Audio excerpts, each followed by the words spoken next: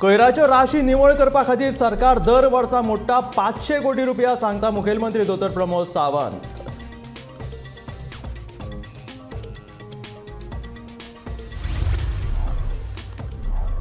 लोकांनी रांदपाचे काय उपाशी रावपाचे, सिलिंडर दर वाडी वयल्यान विरोधकांनी काडलो सरकाराचेर फोग.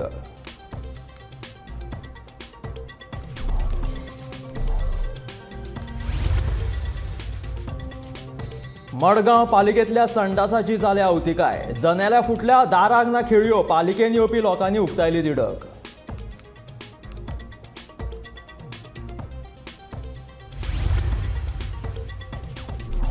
होळयेचे फाटभुंयेर ज्ञान प्रसारक महाविद्यालयाच्या विद्यार्थ्यांनी तयार केले पर्यावरणपूरक रंग, रासायनिक रंगा बदला पर्यावरणपूरक रंगाचो करचो वापर, दिलो संदेश.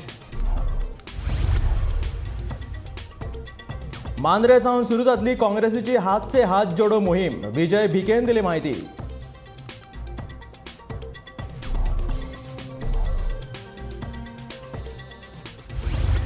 आणि म्हादयच्या बाबतीत सरकार खऱ्यांनीच आसा गंभीर, सेव म्हादय सेव गोवा चळवळीतल्या वावुरप्यांचो प्रश्न.